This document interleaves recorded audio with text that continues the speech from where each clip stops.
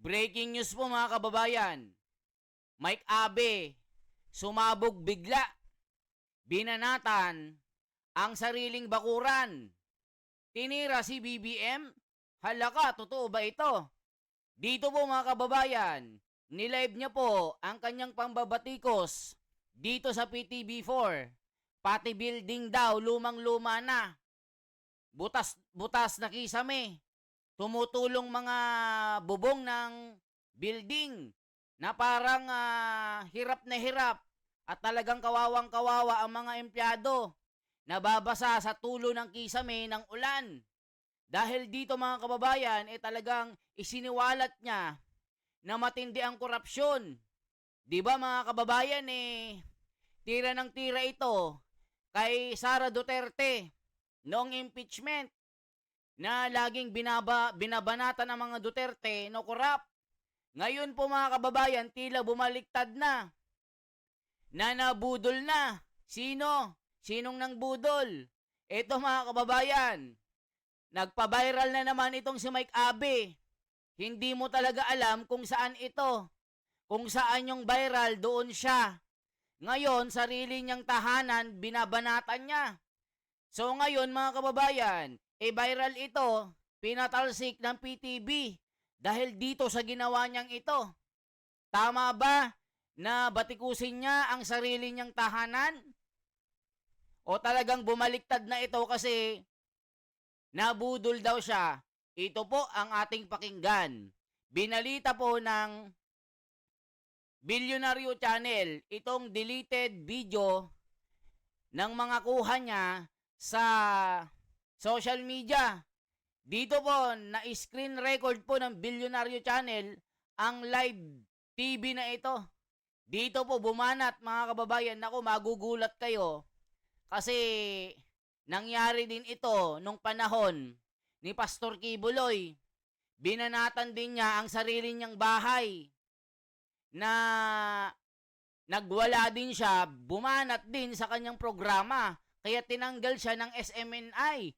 Ngayon po, history repeat itself. Ito na ba ang karma ni Abi? Abi Binay tuloy ni Mike Abe na tinuka na naman ang kanyang amo. Halaka, ito pong balita. 2 buwan matapos muling magpalit ng secretary, may gusot na naman sa Presidential Communications Office o PCO. Alamin kung bakit sa agenda report ni Ivy Reyes. Sa isang live broadcast ni People's Television anchor na si Mike Abe, ibinunyag ng veteranong aktor ang umano'y korupsyon sa loob ng PCO. Alam ba nyo dito sa PCO, Presidential Communication Office, may problema rin. Hindi ko nilalahat. Dito lang sa Channel 4 may problema rito. Walang development dito kasi para dito nagpapalit ng damit kasi ang mga manager dito Every 3 months, every 4 months nagpapalit ng manager. Sa kasalukuyan, General Manager ng PTV ang dating Executive Officer ng Television and Productions Exponents of Tape Incorporated na si Maria Lourdes Choa Fagar.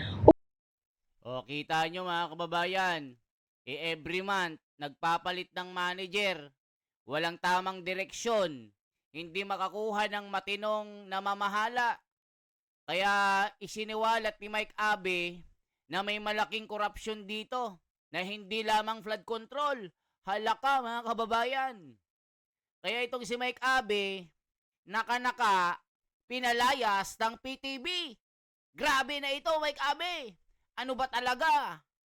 Ikaw ba'y makagobyerno o tinuka mo na itong si BBM? Kasi nung nakaraan, banat ka ng banat ang piatos. Binanata mo si Sara Duterte, si PRRD. Ewan natin kasi yung mga komento, tila tinuka mo si BBM. Kasi sarili mong bahay, sinunog mo. Halaka, mga kababayan, tuloy pa natin. Umupo ngayong Agosto si Choa Fagar nang palitan niya si Robert Dollar na 4 na buwan lang namuno. Kaya good morning Secretary Dave Gomez. Sir, gumalaw-galaw ka naman. Puntahan mo ang mga opisinang nasa ilalim ng PCO. Meron din korupsyon yan. Ang magagalit, guilty. at magalit kayo, mag-guilty kayo, wala akong pakialam sa inyo. Sobra na eh. Pagpapatunay lang po ito mga kaibigan na hindi lang ang DPWS ang may problema sa paggamit ng pera, paghawak ng pera, proposed project at budget every year. Maraming ahensya ng gobyerno ang may ganyang problema. Sa loob ng 3 taon ni Pangulong Bongbong Marcos, pang-5 kalihim na si Dave Gomez na sumunod kina Jay Ruiz, Cesar Chavez, Cheloy Garafil at Trixie Cruz Angeles. Ayon kay Abe, hindi maayos ang gusali at maintenance ng istasyon kahit na may budget naman ang ahensya. Dagdag niya, kailangan ding linisin ng PCO dahil sa pagpapalit-palit nito ng managers. Office of the President ito pero hindi alam ng Pangulo. Maraming problema, sir. Pakiayos lang po, dahil kaya tuloy-tuloy tayong pagbabayad ng buwis, bilyon-bilyon, trilyon ang budget natin taon-taon, alang-alang nangyayari. O, kita nyo mga kababayan, binanatan na si BBM dito. Ano na ang sinasabi, ako ay Pilipino, the boat is sinking and the captain of the ship, ayun, nag-aadictus lang party-party pa. Yan yung sinasabi ng komento. Wala talagang matino sa gobyerno ng BBM. Weak kasi, malakas pag sa mga Duterte. Ayan, malakas lang pag Duterte si BBM. Sabi ng mga komento, kahit saan naman panahon ni Digong, hindi naputol ang korupsyon, sabi ni Jorems. Ngayon lang nagkaroon ng lakas ang loob kasi suportado ni BBM ang mga nag-expose ng korupsyon. Alam nyo, nagsimula itong ginawa ni BBM mula kay Marcoleta. Kasi nga natakot si BBM dito, si Junior. Na kasi mamaya imbestigahan ni Marcoleta itong mga corruption na ito. Kaya si BBM Junior, nagkusa na para hindi siya masama dito. Kaya good job BBM kasi nga, isa ka sa mga naging susi para ma-expose ang ginagawang korupsyon, lalong-lalo na dito sa flood control na ito. Ngayon, si Mike Abe, wala na. Katapusan na ng karir niya. Ito na ba yung karma ni Kibuloy? Kasi nga naman, itong si Mike Abe, hindi natin alam kung pasawsaw lang ito at pasikat. Tignan mo, sarili mong bahay tinira mo, parang kang sa kongreso, sariling departamento, iniimbestigan sa korupsyon. O yan, sarili mong bahay, tinira mo. Di ka hiya-hiya ka ngayon. Banat ka ng banat kay Duterte, kay Sara Duterte na piatos-piatos. O ngayon, ano na? Yung bakuran mo, puno pala ng korupsyon. Ngayon, nabudol ka na. Yan ang sabi, nabudol ako O sinong nang budol sa'yo? O, diba? Ngayon, nakakapag-isip ka na ng matino. Mabuti naman yung ginawa mo, binulgar mo. Yun nga lang, yung kalidad mo kasi, hindi natin alam kung sumasawsaw ka lang sa issue. Alam naman yung prinsipyo mo, baluktot din. Tinitira mo ang mga Duterte, sarili mong bakuran pala ang mga korap. Palit ng manager. Ikaw na nagsabi niyan. Ni aircon ng building, mainit. Ni electric fan, wala pa yata. Bilyones ang budget. O yan, sa'yo nang galing yan, Mike Abe. O ngayon, reklamo ka ng reklamo. Ngayon, tinanggal ka na. O anong gusto mong palabasin? Bida-bida ka. Sumisip-sip ka sa Pangulo. Dahil daw si Pangulo, nagbulgar na mga korupsyon na ito, yun lang ang sinusunod niya.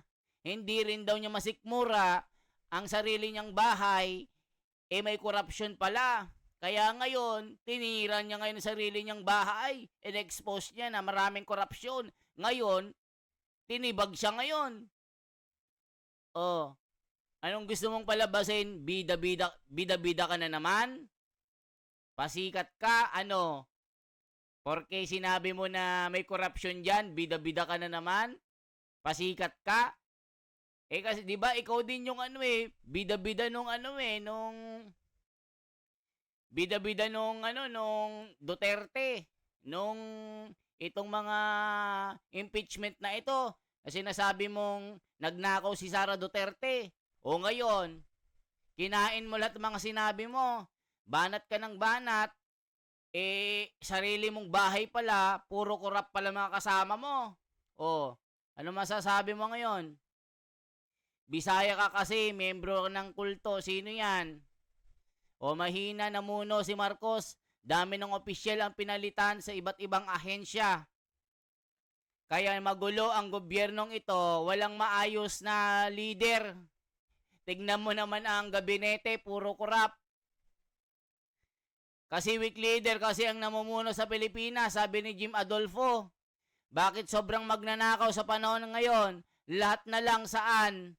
Mansulok ng departamento, puro korap. Kaya pala, pag mag-solicit ka para sa sports, puro deny lahat ng request. Sinasabi nila walang pondo na ng national budget o lokal, wala talaga. Chika-chika, kawawa si Juan de la Cruz. Kaya ito sing Mike Abe, nakarma na. Bira ng bira sa mga Duterte. Banat ng banat ng korupsyon. Eh, ito palang bahay mo, isa palang korap. Nakakahiya ka. Ikaw yung nakakahiya, sarili mong bahay, binulgar mo.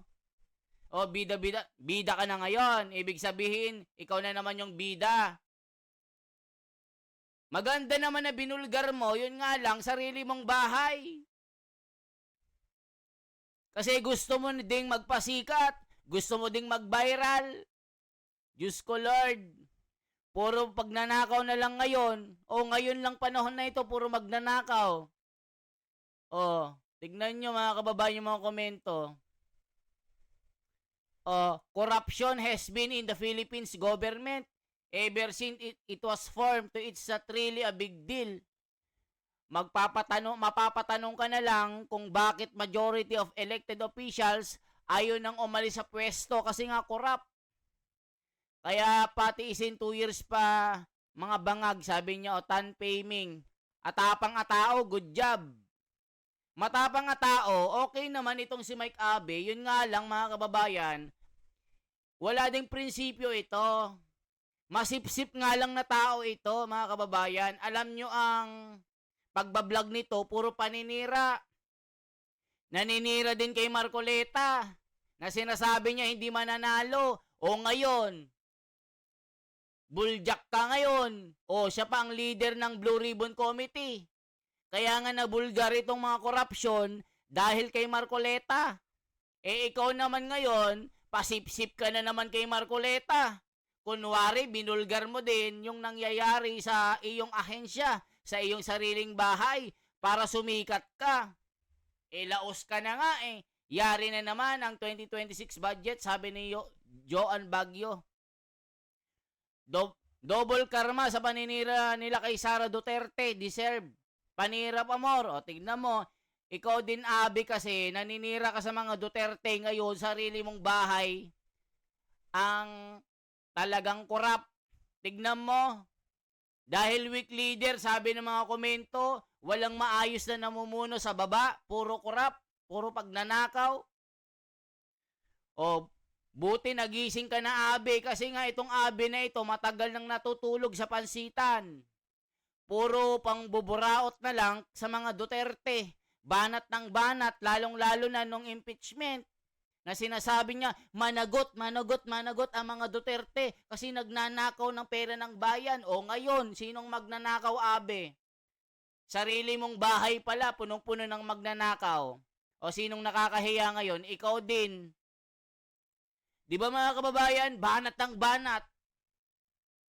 Akala mo sinong matuwid, yung bahay pala puno ng mga buhaya. O ano masasabi nyo dito? Di ba nakakahiya ito? O, mabuti naman na binulgar mo kasi nagising ka na sa katotohanan.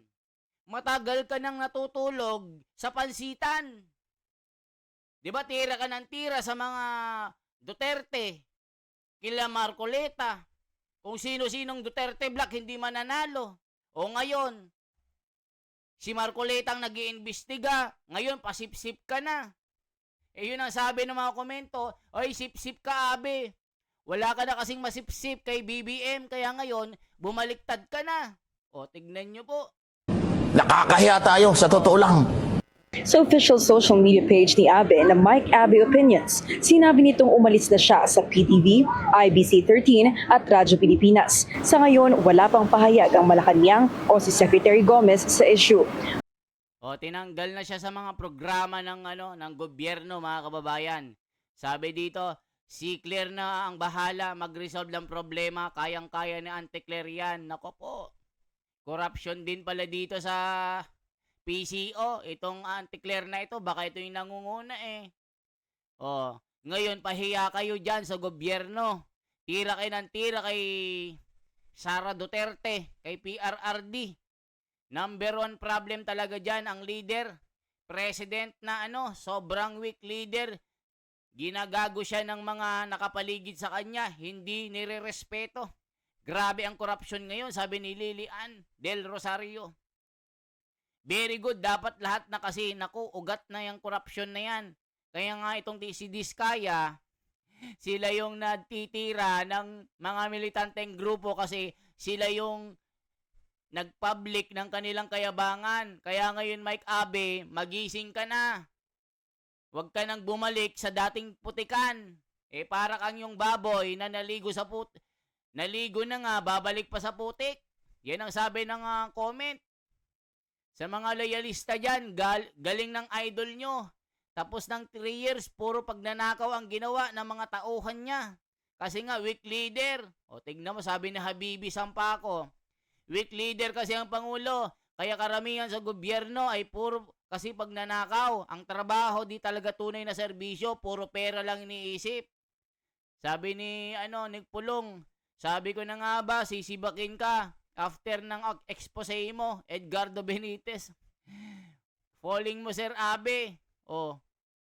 Salamat sa mga taong may malasakit sa Pangulo. Kagaya mo, Sir Abe. Nako po, mga kababayan. Tinira nga ang gobyerno. Paano sasabihin yung suporta kay BBM? 'Di ba? Eh kasi nga nagsisip-sip ito. Huwag nga kayong paloko kay Abi. Wala naman talagang pwedeng mapagkatiwalaan sa kanila diyan dahil presidente nila angag-angag, nako. Tiklop ang buntot sa mga oligarch. O tignan niyo mga kababayan, yan pinili mo, sumami ka sa mga magnanakaw. O tignan niyo mga kababayan, binabanatan itong si Mike Abe kasi nga tira ng tira sa mga Duterte. Ngayon, nakarma. Ngayon, sinibak na. Ngayon, vlogger na lang. O ngayon, feeling mo, ikaw na naman yung bida ngayon kasi nag-expose ka sa sarili mong bahay. O mga kababayan, kayo na humusga dito. Matatawag ba natin na atapang tao ito o kaduwagan? Kasi matagal nang naninira ito eh. Binabanatan si Senador Marcoleta na kung ano-ano. Kumampi sa mga Duterte kasi magnanakaw. O ngayon, sarili mong tahanan, eh puno pala ng crocodile. 'Di ba? Sasabihin niya, suportado ako kay BBM. Yun yung mga in-expose niya, kaya suportado ko, kaya itong tahanan ko, binuljak ko na. O ano masasabi niyo kay Abe? 'Di ba walang prinsipyo? Kasi nga wala nang mangat-ngat. O, mga kababayan, believe ba kayo dito? O, nagsisip-sip na naman. Eh, ganyan ang taong yan eh, pasip-sip eh. Naninira kay Marcoleta. Ngayon, anong nangyari? Binabanatan mo ngayon, o ngayon, nag-iimbestiga ng korupsyon si Marcoleta. Kaya lang nangyari lahat ng pag-expose si BBM dahil kay Marcoleta. O, mag-comment kayo mga kababayan. 'Di ba? O ngayon, binuljak mo yung sarili mong bahay ngayon. O sino pinahiya mo? Yung gobyerno. Si BBM.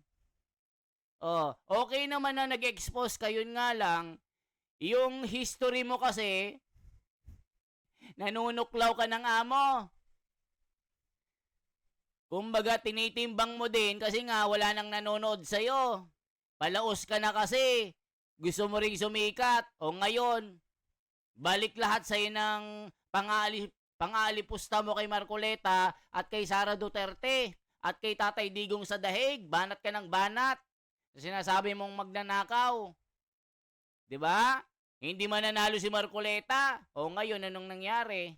Ikaw ngayon, sarili mong bahay pala, punong-puno ng buhaya. Kaya mga kababayan, anong masasabi nyo dito? Pasikat lang, di ba? O ngayon mo sabihin, nagising ka na. Nagkamali ka ng kinampihan. Mga magnanakaw pala. O, yan ang sabi ng mga komento. O, sumisip-sip ka na naman kay BBM kasi nga siya yung nagbulgar. O, sige, sabihin mo may kabe na tama ako at tama yung mga komento. Isang like po mga kababayan at isang share at isang subscribe. Ako si The Wonders Philippines. Mabuhay po.